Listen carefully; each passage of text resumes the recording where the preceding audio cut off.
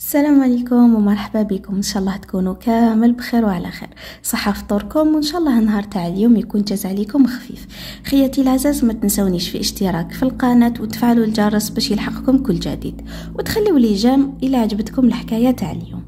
انا سعاد من ولاية العاصمة، في عمري 35 سنة، شابة وطويلة وبيضة. كنت قمة في الجمال. كنت نعيش مع بابا وزوج خاوتي مزوجين. يما كانت متوفية الله يرحمها، وقعدت انا اللي نقوم ببابا، وهو كان يحبني بزاف.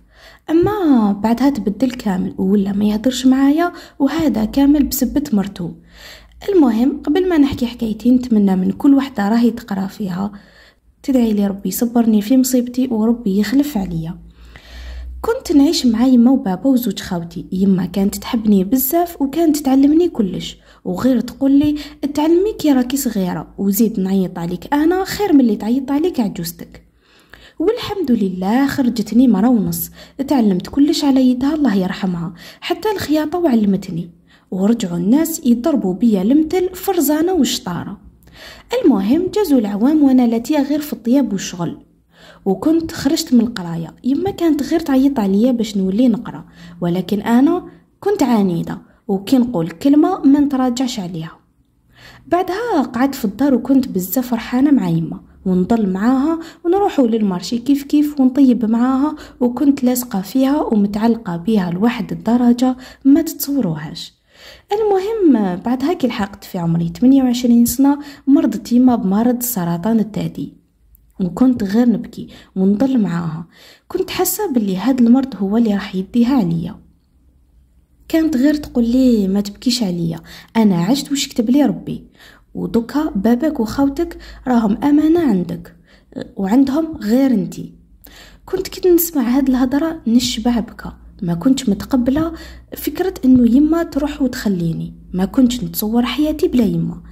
بعدها، بعد صراع مع المرض لمدة عامين، توفت يما الله يرحمها. ثم ديت ضربة صحيحة، قريب هبلت، وليت كي المهبولة، أما لا اعتراض على قضاء الله. المهم، قعدت وحدي في الدار مع بابا وخوتي، وكانوا هما خدامين.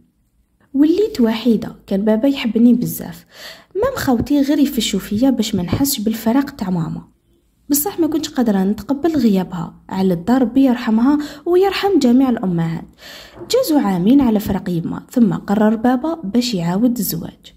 كانت الصدمة، ومام خوتي كانوا معارضين وقالوا له لو كان تتزوج والله ما راك بابانا وإنسانة في حياتك. ولكن بابا دار رايو وتزوج وجاب واحد اللفعة، حطمت لنا دارنا ورجعت بابا يكرهنا، وحاول كثر من خطرة يحاوز خوتي من الدار.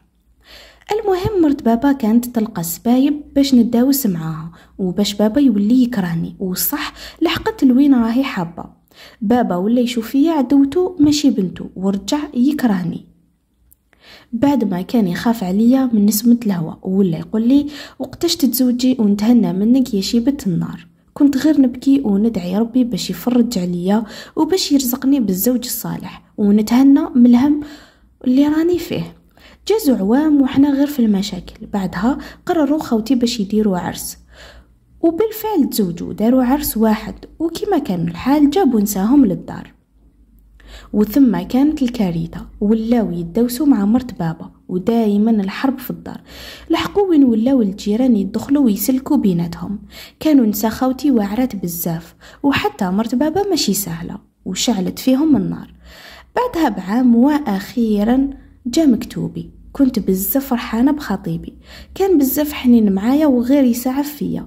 بعدها ب6 أشهر تزوجت، وكانت الصدمة لأنه صبت باللي عندي ذرة. أنا عماه راجلي كان متزوج ومرته ما تجيبش الولاد. المهم، عشنا في دار واحدة، ما قدرتش نطلق باسكو على بالي باللي نسا خوتي ومرت بابا رايحين يحقروني، واللي تحملت الدل تاع ضرتي اللفعة وقعدت. وكان راجلي يقول لي والله غير نحبك انتي، وانا تزوجت باش تعمري لي الدار بالدراري، راكي تشوفي كيفاه راني معاها في المشاكل. بصح هي قبلت باش نتزوج عليها، وانا ما نقدرش نطلقها. وزيد ما نكذبش عليك، راهي 10 بيناتنا، ما قدرتش نطلقها، افهميني. بعدها بعام وانا في المشاكل كبار معاها، ولات تتهمني بالسحر وغير تقول لي انتي سحارة، والله غير نقتلك.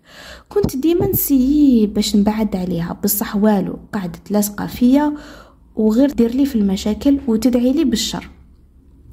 بعدها كتب ربي وحملت، كنت بزاف فرحانة، ومام راجلي كان فرحان وغير يحاضر عليا، بصح هي كانت تتبعني بعينيها وتداوس معايا حتى جا النهار اللي نض فيه صباح كالعادة، وكنت رميت الماء باش نسيق.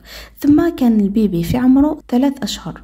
قلت خلاص شد روحو نوض نخدم شغلي، سورتو مع اللي درتي كانت تدير زكارة وما تخدمش الشغل، وخلات الدعوة موسخة وفيحة.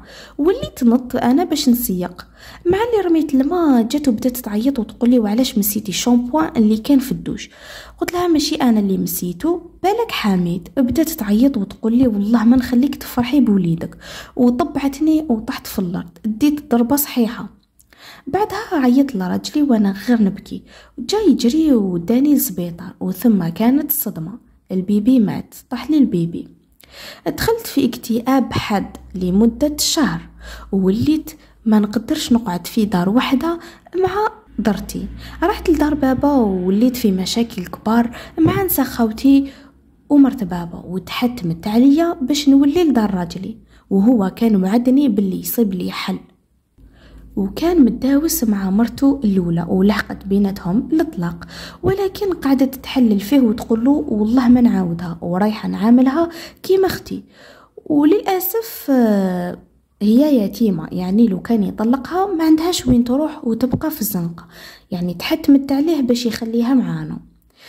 للأسف وليت لدار راجلي، وكيف جازوا شهرين ورجعت لطبايعها، والسب الشتم وتزيد تتهمني بالسحر. انا طلبت من راجلي باش يدير لي داري وحدي لانه ما قدرتش على المشاكل، ولكن للاسف ظروفه المعيشيه وبحكم خدمته والخلصه ديالو اللي ناقصه ما يقدرش يدير لي داري وحدي، ودك راني نعاني معاها، وراني خايفه نزيد نرفد بالجوف وتزيد تطيح حولي.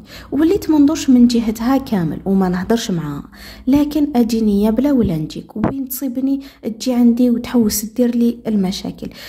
خياتي العزاز، نتمنى منكم تمدوا لي آراءكم وتنصحوني في التعليقات، والله حسيت روحي ارتحت كي حكيت لكم حكايتي.